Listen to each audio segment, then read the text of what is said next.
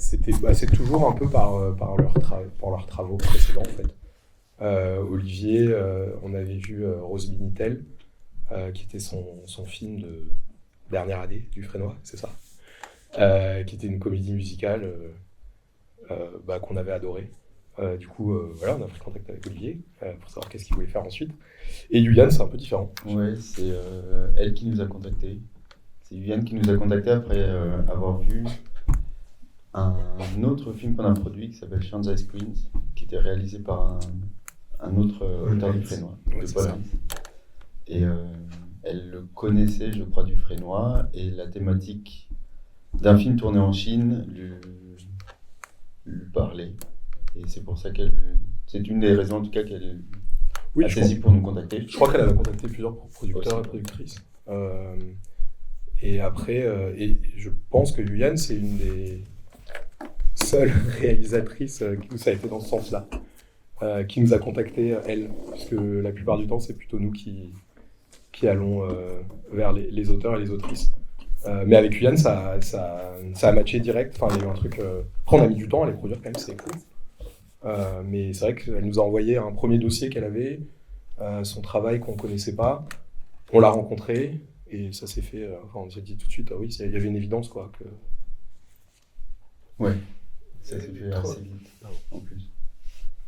Enfin, vous avez commencé à travailler sur un premier dépôt et puis c'est né comme ça, très rapidement. Les trois films sont très singuliers, donc j'imagine que leur financement n'est pas forcément évident. Enfin, en tout cas, peut-être qu'ils l'aiment, mais je veux que vous racontiez un peu ces trois choix différents, j'imagine, puisque c'est trois propositions différentes. Et comment est-ce que vous êtes arrivé à concevoir un financement, c'est-à-dire à imaginer qui va bien pouvoir donner de l'argent pour faire ces films? C'est vrai que les trois ont été financés de façon totalement distincte et différente. Si on commence par... le plus classique, c'est peut-être celui d'Olivier qu'on a essayé de financer grâce à des fonds régionaux. Et notre société qui est implantée en région centre nous permet aussi de contacter plus facilement des chaînes de télé locales. Et donc, c'est par ce biais qu'on a eu le financement qui nous a permis de lancer le film. Oui, et le seul. Et c'est vrai que pour le film d'Olivier, ça a été dur parce que nous, on croyait beaucoup dans le projet et en fait, le projet n'a pas plu en commission et du coup, on a quand même essuyé pas mal de refus de régions,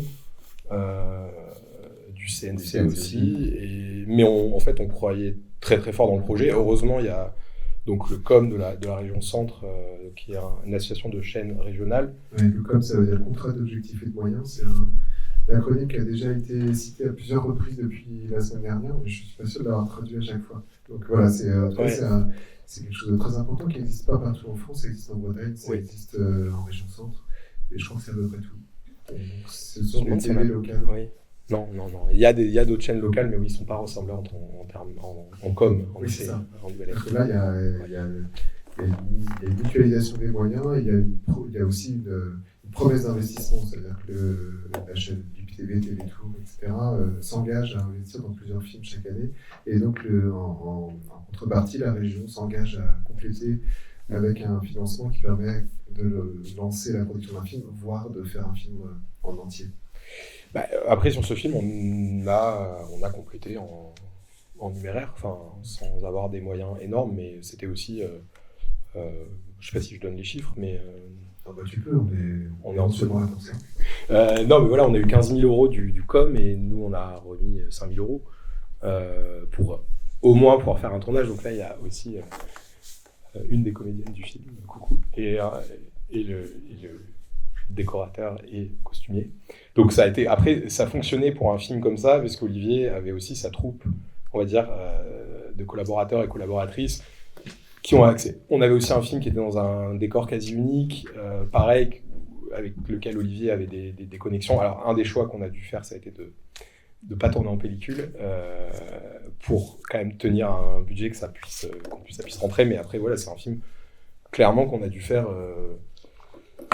nous, on y a mis notre énergie, on a mis ce qu'on pouvait, mais c'était aussi les techniciens, techniciennes, Olivier aussi, qui ont accepté qui croyaient aussi dans le film, du coup, de pouvoir porter quand même 7 ou 8 jours de tournage, je sais plus. 7. Mais dans une ambiance, du coup, très familiale. On dormait tous dans le même endroit, et puis ensuite on tournait dans le même endroit où on dormait, donc il y avait un truc... Et puis il s'est mis à pleuvoir et non. Ça Non. aurait été une catastrophe la pluie. Bah non. C'était le mois d'août. Ouais, non, on a eu de la chance. Après, j'ai pas fait les tout derniers jours. Il pleuvait à côté de l'école, c'est ça. L'orage n'est jamais venu, on a eu 16 jours de pluie. Vous avez eu de la chance. Et après, si on reste sur la question des financements, The Moon Also Rises, on l'a financé. Alors, pour le coup, en documentaire, et Yuyan étant artiste par ailleurs, c'était plus facile de coupler différents biais de petits financements individuels, à la fois du côté de l'art contemporain et nous sur des petits financements d'écriture, de développement documentaire. Donc ça a permis de lancer les choses et de financer les premiers repérages et puis d'écrire. Et d'écrire, parce que après, pour le coup, c'est un projet qu'on a mis quand même beaucoup de temps à monter, de Moon Also Rises, et sur lequel Yuyan a énormément écrit, donc avec Quentin Faucheux-Thirion aussi en co-scénariste, qui est le collaborateur de Paul sur beaucoup de ses films, de Paul Hines. Mais c'est vrai que à la fois très rapidement on a eu des financements, notamment le FAI. En fait, là pour le coup sur The Moon Also Rises, et dont Look at the Bright Side en fait est un peu une. En fait, Look at the Bright Side, ça devait être dans The Moon Also Rises, ça devait être un même film normalement avec un mouvement documentaire comme ça, avec donc c'est ses parents qu'elle filme, et ensuite une dernière partie qui ressemble plus au cinéma qu'elle avait l'habitude de faire avant, qui était du found footage. Et normalement, donc quand elle est rentrée dans cette matière, dans ce tunnel à la fin, elle devait avoir cette explosion d'images, mais en fait ça marchait pas au montage, donc du coup ça a donné du coup un deuxième objet, un deuxième film. Mais du coup sur The Moon Also Rises, c'est quand même un film, oui, on a eu très rapidement des financements documentaires en région et au CNC. On a eu la DRAC aussi, je sais plus. Oui, on a rêve, mais qu'on a mis aussi du temps à voir à chaque fois. Enfin, en fait, on n'a rien eu au premier coup. Mais c'est vrai que Yuyan, Quentin et nous aussi, on n'a pas lâché. On savait qu'on avait quand même besoin de l'argent pour faire ce film. Et donc en tout, ensuite on a présenté le CNC aussi, on est passé en plénière différée, etc. Et puis, on a fini par avoir le CNC vraiment en tout dernier. Donc à la fois c'est un film qui du coup a été plutôt très bien financé, mais on a mis, je ne veux même pas savoir combien, 3 ans je crois, pour faire un cours. C'est ce que tout le monde dit depuis la semaine aussi, c'est que financer un film ça prend du temps. Financer un film dans des conditions, avant le CNC en gros. Pour des documentaires surtout, et des premiers films. Ouais. Ouais, après j'ai l'impression qu'il y a des contre-exemples, parce que sur un réalisateur avec qui on travaille qui s'appelle Pablo Dury, qui a un film qui était l'année dernière je sais plus, en séance spéciale, en écran libre. Le Soleil d'Or, pour le coup, alors lui il a trouvé ça long, mais je crois qu'on a financé en 1 an, ce qui pour nous était, on a eu le CNC quasi direct, finalement le plus long ça a été la chaîne de télé. Donc il y a un peu des contre-exemples, mais c'est vrai que le CNC, l'aide avant réalisation du CNC, ça peut prendre du temps, parce qu'il y a tout ce circuit de plénière avec remarques, plénière différée, résidence, et c'est vrai que c'est toujours un choix de se dire est-ce qu'on continue, ou est-ce qu'à un moment on lâche l'affaire et on trouve une autre manière de terminer, de boucler le financement, quoi. Mais si je me souviens bien, Pablo, ça lui a permis de faire Cœur brisé en attendant de faire le Soleil d'Or, c'est ça?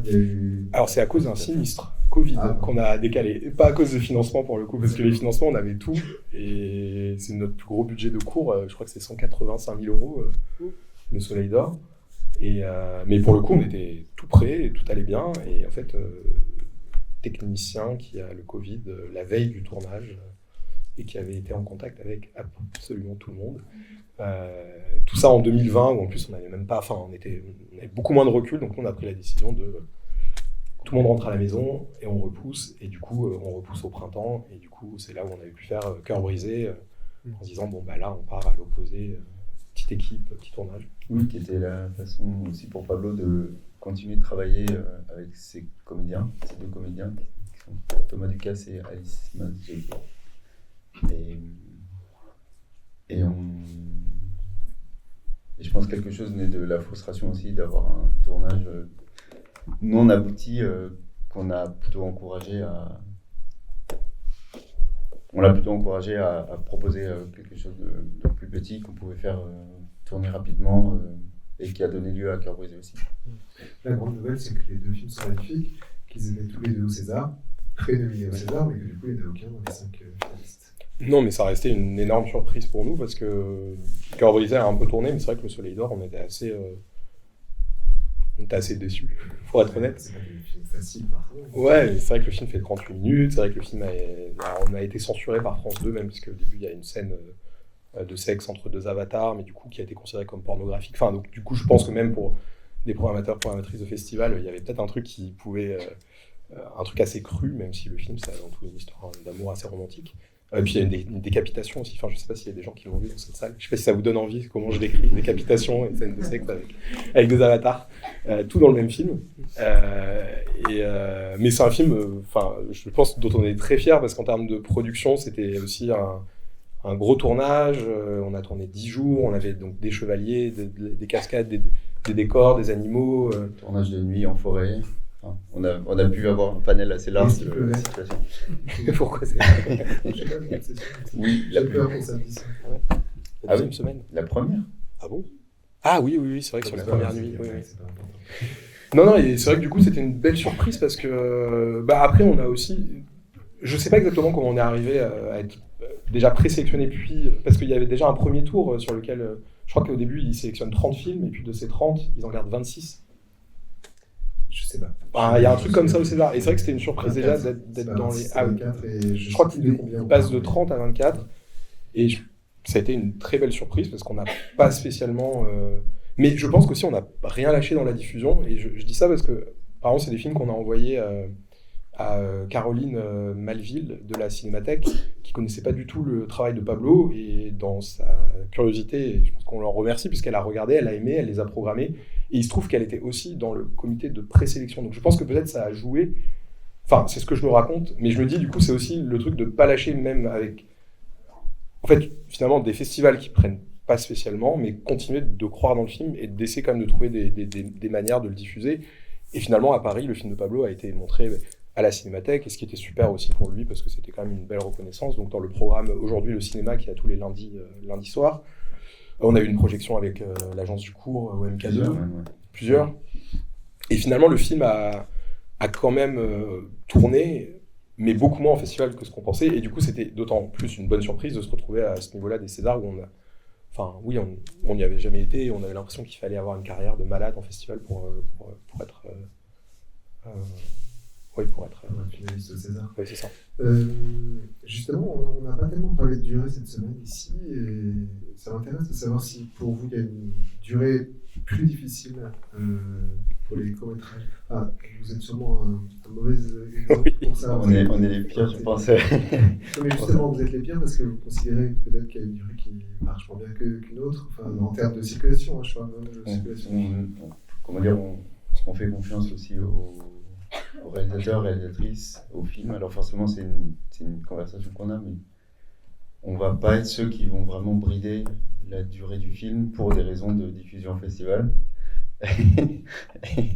Mais on sait qu'il y a forcément cette contrainte qui est celle d'être en dessous des 30 minutes pour avoir probablement un spectre un peu plus large aussi de diffusion et de capacité de sélection.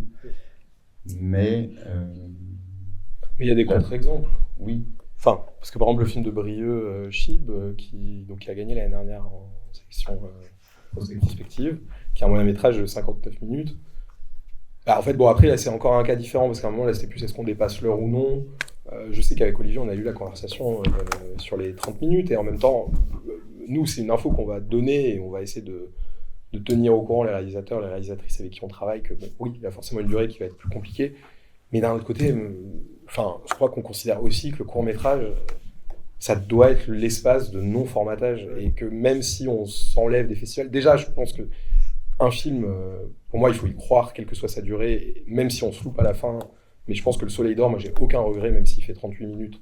Et peut-être que s'il en avait fait 29, il aurait beaucoup plus tourné. Mais J'ai pas de regret parce que je pense que le plus important, c'est aussi d'accompagner le geste de l'auteur et l'autrice, et qu'à un moment, cette durée, on n'a pas non plus la science infuse d'être sûr. Enfin, je pense que ce formatage peut être très frustrant pour l'auteur et l'autrice, et finalement, avec quel est le résultat concret. Enfin, Je vais vous dire pourquoi la question peut Ouais. se poser. C'est que, en gros, France 2 ne prend pas les films de plus de 30 minutes, France 3 non plus, Canal n'en parle pas, Arte, là, on prend 4 par an, en gros, quelque chose comme ça. En tout cas, c'est le cas il y a quelques années. OCS, France 2 a pris le Soleil d'Or, à Ouais. 38. ou dans le achat, j'imagine. Oui. Ah oui. Donc, Oui, bien on sûr. sait que ça fait moins de 30 certainement. Oui. Et les festivals, il y a 15 festivals en gros en France qui prennent des films de plus de 30 minutes, donc côté court, Mais de plus en plus, parce qu'il y a Champs-Élysées maintenant qui a ouvert Ouais. sa section. avec 6 films. Donc, Il y a aussi le Amiens qui a ouvert une section moyen métrage. alors, 17 Ou pas. festivals. Et puis il y a 70 festivals en gros qui prennent des films de plus de 20 minutes, entre 20 et 30, et puis après il y en a 200 qui prennent des films de moins de 20. Donc du coup, évidemment, la possibilité d'exploitation, de circulation des films est beaucoup moins importante. Après, c'est vrai que les festivals qui prennent des films de plus de 30 minutes, sans en mettant côté court de côté, c'est pas pour ça que je dis ça, c'est souvent les festivals quand même qui ont le plus de renommée, qui sont les plus importants sur le circuit, quoi. Oui, après, nous, c'est vrai qu'on raisonne pas comme ça. Après, nos films, je pense chaque film, on y croit, et on y croit jusqu'à la diffusion, et même si on est dans des cas qui sont pas les cas attendus. Mais en fait, je crois qu'on sait pas faire autrement, donc... Et on fait avec l'existence, et si la Oui. durée est telle, on essaie de trouver aussi des façons de le diffuser qui soient... Mais c'est essayer vrai de trouver des façons peut-être alternatives, ou en tout cas adapter le mode de diffusion au film, et pas essayer de contraindre un film parce qu'il serait moins diffusé. Oui, c'est que les contraintes en faire un peu une force. Et c'est un peu pareil, par exemple, quand on travaille avec des gens qui viennent du frénois, ça peut être une contrainte parce qu'ils sont ni dans une case documentaire ou ni dans une case art contemporain. Ça peut devenir une force si à un moment on arrive à cumuler les financements documentaires, court-métrage et art contemporain. Mais bon, ça marche pas tout le temps. Et c'est vrai que nos films, dans beaucoup de festivals français, on n'a jamais été sélectionnés.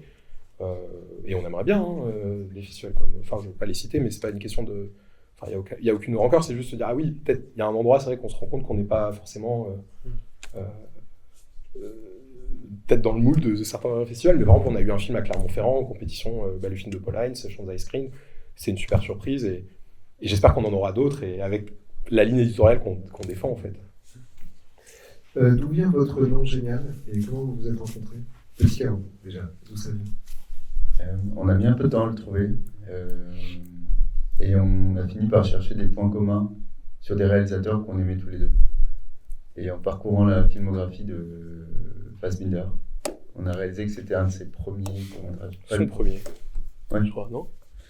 je crois qu'il est sur ce doute. Ah oui. Et du coup, Das kleine Chaos, c'est devenu Petit Chaos. Et on a trouvé que ça sonnait plutôt bien, et c'était aussi à l'image de ce qu'on essayait de défendre, c'est-à-dire d'essayer de maintenir un chaos dans une sorte de box, en tout cas d'essayer de le contenir autant que possible, mais de le laisser vivre aussi. Oui, qui est du chaos, quoi, mais que ça soit pas non plus, que ça puisse être gérable. Et finalement, notre boulot de producteur, c'est aussi un peu ça, c'est comment on accompagne, on essaie de canaliser un peu un chaos. Enfin, en tout cas, le nom nous plaisait, ouais, puis ça sonnait bien. Et le court-métrage, d'ailleurs, il est sur YouTube, donc si vous voulez le voir, c'est assez court, et c'est vraiment dans sa période un peu nouvelle vague, enfin, un peu Godard, avec des gangsters en noir et blanc, avec des trucs un peu comme ça. Mais ouais, il est très chouette, le court. Et vous êtes à Orléans, vous êtes d'Orléans, vous êtes allé vous installer à Orléans? On est allé s'installer à Orléans en rencontrant les responsables du fonds, en leur cyclique. Ouais, cyclique. On a rencontré Jérôme Parlange puis Pierre Dalloy qui prenait ses fonctions à l'époque. Et c'est vrai qu'on s'était dit dès le début qu'on voulait implanter la société pas à Paris. Et en fait, la région Centre, ça répondait, même si c'est le plus petit fonds et qu'ils n'ont plus d'aide à la production ni pour les longs ni pour les courts. C'était une région à la fois géographiquement qui était pas trop loin, qui nous permettait quand même de faire des allers-retours.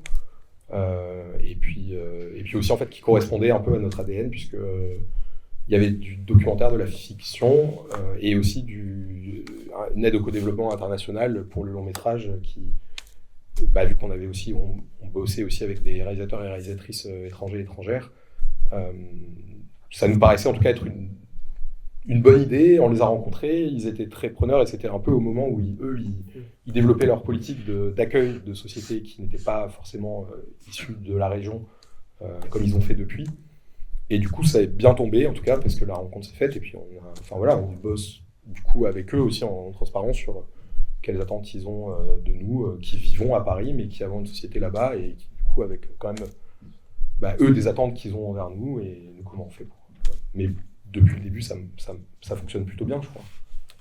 Oui, ils sont partenaires de tous nos films, il me semble. En tout cas, ils ont financé de façon différente, mais ils ont soutenu tous les films qu'on a produits jusque-là. Et les chaînes télé locales aussi. Que ce soit VIP Télé ou TV Tour, individuellement dans le cadre du COM, mais c'est vrai que la collaboration, si on veut dire comme ça, se passe bien aussi. Puis on s'est investi aussi sur Julien Théo dans l'association des producteurs régionaux. Mais en fait, c'est une région, je ne sais pas comment c'est ailleurs exactement, mais c'est vrai que ça reste c'est une région dans laquelle ils ont accueilli beaucoup de producteurs et productrices extra-régionaux, avec quand même des attentes qu'ils ont envers nous. C'est-à-dire c'est pas chèque en blanc, venez vous asseoir et prendre des aides, mais du coup, finalement, on n'est pas les seuls, et du coup, il y a aussi, c'est le paysage aujourd'hui de la production de cette région, et du coup, on s'investit à notre manière, et notamment dans l'association des producteurs et productrices de la région. Mais oui, sans y vivre ou sans y être à temps plein, quoi. Ah oui, d'accord. Et en fait, c'est un chemin que font pas mal de prods aujourd'hui, d'aller s'installer en Normandie, en région centre. Enfin, en gros, à 1 à 2 heures de Paris. Parce que ça permet d'aller rapidement défendre un dossier où c'est accessible, il le faut, et puis, puis en même temps, ou ailleurs, de faire autre chose, enfin, d'aller à Paris, quoi. Qui reste quand même encore le centre de pas mal de choses, mais en même temps, ça commence les cercles s'élargissent, parce que ça commence à devenir réellement possible d'avoir une société en région et que cette société vive aussi du travail avec des collaborateurs régionaux. Je ne sais pas s'il y a plus de techniciens qu'avant en région centre, mais... Après, c'est compliqué parce que les fonds... nous, on a tourné le film de Pablo, par exemple, là-bas, et on a travaillé... il y a des techniciens là-bas. Après, c'est pas non plus... le fait qu'il n'y ait pas de fonds à la production, ça limite quand même, d'une certaine manière... Ça fait partir des gens, certainement, vers d'autres endroits où il y avait plus de travail. Oui, et même pour nous, finalement, on ne tourne pas tant que ça en région. Et voilà. Oui, et puis c'est vrai que c'est une particularité aussi de tourner du court-métrage et les techniciens eux-mêmes ne sont pas toujours au fait de ces conditions-là, par exemple, qui s'attendent à soit des enveloppes de visuels ou documentaires, mais c'est pas forcément les mêmes tarifs non plus. Oui, puis après, encore une fois, c'est vrai qu'on... je peux pas parler pour les techniciens et techniciennes de la région centre, mais j'ai l'impression que oui, du coup, il y a aussi par exemple, cette culture du court-métrage qui n'existe plus depuis un certain temps, parce que même les bourses première œuvre qui, là, existent encore, je crois, mais ils ont encore changé un peu les règles. Il n'y a pas d'obligation non plus de tournage. Et... Donc après, ils ont eu des gros tournages en région, par exemple, ils ont eu cette série qui s'appelle The Serpent Queen, ou des choses comme ça, donc je pense qu'il y a des choses qui se passent, mais du coup, c'est un peu décorrélé, par exemple, de nous, ce qu'on fait, qui seraient des courts-métrages... avec les conditions du court-métrage, quoi. Donc, j'ai l'impression que dans d'autres régions, c'est peut-être plus encore accepté, pas plus accepté, mais c'est peut-être plus dans les mœurs encore qu'en région centre. Vous êtes les nouvelles stars de la production, puisque vous venez de gagner le Grand Prix au Festival de Cannes. Si vous pouvez nous raconter un petit peu cette aventure, puisque vous avez produit le film précédent de, je vais peut-être me tromper, Payal Capadia. C'est ça. Et donc elle a cette année gagné le Grand Prix et vous en êtes les producteurs français. Je ne sais pas quelle est la question, mais vous avez parlons de la rencontre, peut-être, ou du chemin, mais pour faire court, parce que 5 ans sont passés quand même depuis les débuts, mais c'est Thomas qui a rencontré Payal à Berlin, au Festival de Berlin. Elle présentait un court-métrage dans la section des shorts, et je crois que ça a été un coup de foudre cinématographique, comme tu dis. Oui. Et voilà, et puis de là, on est venu l'idée de la proposition et le souhait de travailler ensemble. Et et un alignement, mais qui a mis du temps à se faire et qui a demandé beaucoup de travail et de temps et d'efforts. Donc là, on est super content que ça ait atteint ce niveau, et même déjà avec le précédent film, puisqu'en fait, Payal, elle était encore étudiante à l'époque. Au début, en Inde. oui, elle était en Inde. Moi, je l'ai rencontrée. Au début, je crois qu'elle s'est dit, mais c'est qui ce gars? Enfin, je crois que notre société n'existait pas encore, puisque je l'ai rencontré en février 2018, mais on a monté la boîte en août 2018. Il y a vraiment un truc de vouloir aller vers elle en tant que, moi, producteur et réalisatrice, de dire, j'ai envie de travailler avec cette personne. C'était, voilà. Et du coup, en fait, mais finalement, ça s'est bien goupillé, parce qu'elle n'avait pas de producteur. Alors, elle avait quelqu'un qui a été notre coproducteur indien et qui a géré toute la partie tournage, mais qui n'était pas du tout un producteur dans le sens français qu'on entend, c'est-à-dire quelqu'un avec qui elle allait développer un scénario, quelqu'un qui allait aussi pouvoir financer hors financement privé, puisque l'Inde, ça aurait été que de l'argent privé avec des gens qui du coup prennent le contrôle créatif aussi du film. Donc tout d'un coup, la rencontre, elle a fait sens pour nous dans un terme artistique de dire waouh, cette cinéaste, je sais pas, on veut aller vers elle, on veut bosser avec elle. Et elle, de son côté, en fait, c'est tout d'un coup, on lui a donné la possibilité de bosser avec des producteurs qui allaient pouvoir trouver de l'argent pour faire ses films et les développer avec elle, comprendre son cinéma aussi, puisque même en Inde, du coup, j'espère que ça... Et il y a un cinéma d'auteur en Inde, mais du coup, qui est soit beaucoup plus gros, soit quasiment sous-financé. Et donc, en fait, la rencontre s'est faite, en fait, improbable quand on y pense, d'une réalisatrice indienne et de producteurs français qui n'avaient pas leur boîte, qui n'avaient jamais produit de long. Et en fait, c'est juste, ça a marché. Enfin, il y a un truc qui s'est passé, quoi, dans le trio, dans le duo producteur-réalisatrice. Et ça a été vraiment 5 ans de... Parce que le documentaire, c'est pareil. En fait, tout s'est fait à la fois de manière très naturelle et presque naïve, et en même temps, avec...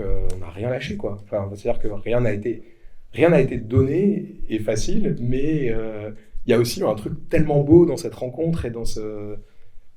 Que oui, je pense que c'est aussi une des raisons pour lesquelles ça donne ça, et c'est si beau. Enfin, je ne sais pas si j'en parle bien, mais oui, il y a eu un truc finalement qui s'est fait naturellement. On a réussi du coup à faire d'abord ce documentaire, le long métrage, ça patinait un peu, et le documentaire du coup, on ne savait pas si ça allait être un long, un court, ce film. C'était des images d'archives qu'elle avait, du coup on l'a accompagné dessus, mais pareil, dans le même enthousiasme de dire on veut bosser avec toi, quoi que tu fasses, on est là. Et finalement, le film est monté très haut, voilà. Il y a eu cette très très belle reconnaissance critique et publique, toute unie sans savoir. Et ça a permis de financer et ça a énormément aidé. Parce que au financement du suivant. Parce que le CNC, par exemple, qui était notre financement principal, donc, parce qu'on est producteur, donc délégué majoritaire du film, donc il fallait vraiment qu'on finance côté français, quoi, parce que c'était... même on a des coproducteurs européens, mais en Inde, par exemple, on savait qu'ils ne trouveraient pas d'argent. Donc Cinéma du Monde, par exemple, qui était vraiment donc qui est l'aide du CNC pour les tournages qui sont à l'étranger, en langue étrangère, le premier dépôt qu'on a fait, on s'est fait tège au premier tour. Et ça, c'était avant toute une licence à voir. Mais bon, pareil, on n'était pas prêt à lâcher l'affaire, mais c'est vrai que... à la fois, le projet revient de loin, et à la fois, on a rien lâché, donc c'est beau que ça soit récompensé comme ça. Et puis, il y avait un truc qui était évident, en fait, qui ensuite est arrivé comme une évidence, les autofinancements français, les gens qui tout d'un coup sont intéressés à son cinéma, et puis on a pu avoir des super financements auxquels on n'espérait pas, Arte, la Fondation Gann, des gens qui ont cru aussi... une équipe qui a aussi permis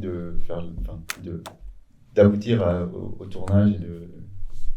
C'est un ensemble aussi, c'est-à-dire que même sur le tournage, c'est une partie des étudiants aussi avec lesquels Payal avait travaillé, ou son chef opérateur, ils sont de la même école qui est le Film and Television Institute of India, FTII. Et donc c'est toute cette logique collective aussi qui s'est donnée et qui a permis d'aboutir à ça, finalement. Puis en fait, on avait une place dans ces films indiens, assez naturellement. Qui du coup s'est super bien passé. On a passé tout le tournage du coup là-bas, mais l'année dernière, on n'était pas à côté court du coup, parce qu'on était... Je vous ai appelé pour vous dire que vous aviez le prix. Ouais. Sur émergent, vous étiez en Inde. On allait tourner, je crois que c'était 2 jours avant, je me rappelle, parce qu'on était je me rappelle exactement le moment. Et non, mais voilà, c'est un truc qui s'est fait, et qui, ça a été très intense, mais en même temps, ça a été très beau, parce qu'il y avait des choses qui... Moi, c'est ça que je trouve beau aussi, quoi, dans ce qu'on fait. C'est aussi, à un moment, c'est des aventures dans lesquelles on va, et puis ça nous mène à des endroits, à des rencontres, à des aventures, à aller vivre en Inde pendant 3 mois pour poursuivre la production d'un film, et voilà. Et après, bon, c'est aussi les partenaires grâce à qui les choses se passent très bien aussi. Donc, une fois que le film est monté, c'est l'invitation de Cannes et ça, en allant de plus grand finalement, mais c'est un parcours, effectivement, quand on le voit maintenant, il est immense, mais sur le moment, on pense surtout à qu'est-ce qui est le plus important à la santé, quoi. Et un peu vers où on veut aller, mais sans non plus avoir totalement cet objectif-là. Non, ouais, on est la tête dans le guidon, quoi. Juste une dernière question avant, il ne reste pas beaucoup de temps, mais j'avais quand même envie de vous poser une question sur votre volume de production. C'est-à-dire, est-ce que vous fixez un volume de production? Est-ce que vous dites il faut qu'on fasse tant d'argent par an, ou est-ce que vous dites il faut qu'on fasse tant de films par an? Et est-ce que vous dites cette année on ne produit pas du tout? Est-ce que c'est des choses qui vous traversent l'esprit?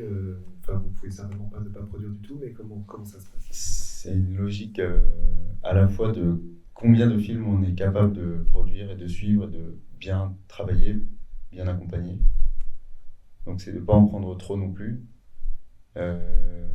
Versus, oui, savoir à peu près quels moyens est-ce qui nous permettent de lever à la fois pour le film, de combien nous est-ce qu'on a besoin aussi pour tenir, pour faire vivre la société, pour payer les frais fixes. Mais disons, on a des ordres d'idées, mais c'est vrai qu'on n'est jamais à l'abri aussi de belles surprises et de belles rencontres qu'il faut qu'on repense les choses. Oui, et après aussi, peut-être, on a grossi petit à petit, en fait, aussi. Enfin, je pense que du coup, on a eu une gestion très, très, très, très précautionneuse au début. Au début, on était... en fait, la structure, elle avait pratiquement, pendant, je pense, les 2 premières années, on n'avait pas de frais généraux. On n'a pas de frais généraux. On était tous les deux... Julien travaillait dans une autre société, chez Film. Moi, j'étais intermittent et je faisais des missions pour un autre producteur, donc c'était plus simple puisque j'avais un unique employeur, mais sur plein de films. Et puis en fait, c'est petit à petit qu'on a commencé à grossir. Julien est passé à temps partiel. Moi, je suis passé à temps plein sur la boîte à partir de 2020. Mais du coup, j'ai aussi bénéficié de l'année blanche des intermittents c'était le moment de transition. Donc, voilà, du coup... c'est pas la boîte qui me payait pendant cette période-là. Et puis il y a 1 an, on a embauché Léane, qui est ici aussi dans la salle. Et voilà, c'était aussi le moment où on sentait qu'on avait travaillé avec des stagiaires à des temps ponctuels, mais à un moment on s'est dit, bon voilà, c'est aussi le moment quand est-ce qu'on augmente. On a pris aussi des bureaux à Orléans, et puis on en a à Montreuil aussi. Mais en fait, chaque chose s'est fait un peu progressivement, en essayant de jamais aller trop vite et en se disant... quel est le moment de bascule en même temps il ne faut pas les louper, parce que j'ai l'impression que parfois c'est à chaque fois des petits sauts dans le vide de se dire ok, ben là on rajoute ça dans les frais généraux de la boîte, il va falloir financer ça.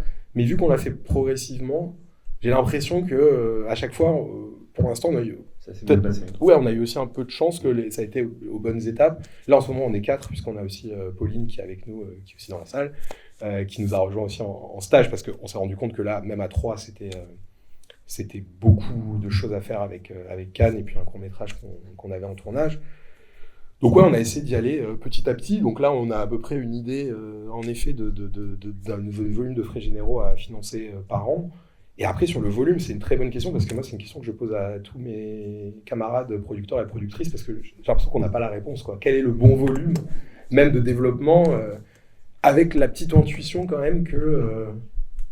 trop, finalement, c'est au détriment des projets, parce que j'ai la petite intuition que quand même, à un moment, c'est l'énergie qu'on est capable de mettre. Bien sûr, on n'est pas tout seul, hein, mais l'énergie qu'on est capable de mettre sur un projet, c'est aussi ce qui fait qu'il peut se faire ou non, et que peut-être que d'avoir trop de projets en développement, ça veut aussi dire en laisser certains de côté. Et nous, il y a des projets qu'on a initiés qui se sont pas faits, mais on veut éviter ça, d'avoir trop de projets qui garantiraient peut-être un certain volume, mais qui du coup ferait qu'on n'aurait pas le temps de s'y consacrer assez comme on veut. Et donc voilà, je ne sais pas si ça répond à la question. Mais... Oui. Et aussi la façon dont on produit, je pense, c'est...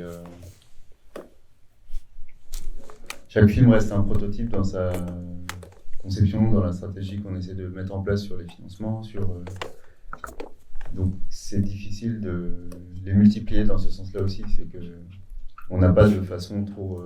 On a beaucoup de guichets aussi, en fait. En fait, on a, en vrai, entre les longs, les courts, les documentaires, les fictions, l'animation, on n'en fait pas, mais à la fois, c'est ce qui est excitant parce que nos semaines ne se ressemblent pas, mais c'est vrai que je regarde Léane... Par rapport à des films qui seraient des sociétés qui produiraient seulement de la fiction court-métrage, par exemple, et qui pourraient avoir ce système beaucoup plus facile ou schématique d'écriture, de dépôt, de production. Oui, les guichets, nos guichets changent quasiment tout le temps. À chaque film, on a... Mais c'est ce qui est... Enfin, c'est ce en qu'on vrai, a c'est aussi. ce qui nous plaît aussi. Hein. J'ai 1000 questions à vous poser, mais je crois que ce serait quand même pas mal que on a une minute. Allez, 2 questions.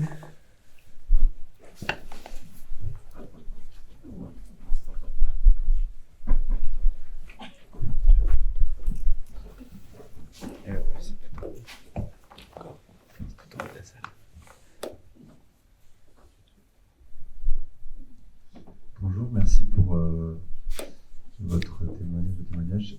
J'aimerais savoir, on a vu 3 films très différents, comment est-ce que, déjà, les 2 premiers films se sont divisés en 2 films justement, et aussi de manière générale, est-ce que il y a des thèmes, des choses qui reviennent, enfin, je sais pas si l'éditorial est le mot adéquat, mais voilà. Je pense pas. Je pense que c'est surtout des auteurs et des autrices qu'on cherche. Donc après, le thème, forcément, on a des sensibilités, mais je pense qu'on les conscientise pas trop. Mais je pense que c'est avant tout des gestes de réalisateurs, réalisatrices. Et c'est pour ça que souvent, je sais que j'ai l'impression d'avoir du mal à me projeter que sur un scénario, parce que pour moi, un scénario, c'est un objet écrit, et je suis plus curieux de savoir ce que l'auteur ou l'autrice a envie de faire, et sans que ça soit forcément des gestes parfaits, mais je trouve que de voir ce qu'il a pu faire avant, et de voir un peu même les envies, et encore une fois, le court-métrage, c'est un endroit d'essai, et encore plus, et du coup, c'est un peu être embarqué dans des gestes qui peut-être sortent un peu des choses conventionnelles, mais c'est peut-être ça qui regroupe ces films, parce qu'en effet, sinon, ils sont très très différents, parce que Olivier, c'était quand même l'idée de faire une comédie, comédie romérienne. Quoi ? Ah ben j'espère bien. Non, mais du coup, voilà, et en même temps, a priori, les comédies, moi, si tu me dis, la comédie, je te dirais, non, c'est pas mon style, mais en fait, si, certaines comédies, par exemple, le travail de Sophie Filière, voilà, moi aussi, me plaît beaucoup, alors qu'a priori, la comédie, si tu me dis, je vais peut-être avoir... Donc non, c'est quel auteur, autrice il y a derrière, et est-ce qu'on arrive aussi à dialoguer, est-ce qu'on a embarqué dans sa vision, et on a envie de dire, on a envie d'être... En fait, c'est les films, je crois, dont on a envie d'être spectateur qu'on produit, donc c'est peut-être un peu égoïste au fond. Une dernière question ? Alors, pas de dernière question, donc rendez-vous dans 30 minutes avec Arthur Harari, et rendez-vous sur la terrasse pour continuer la discussion, puisque vous avez sûrement des choses à vous dire en privé. Merci. Merci.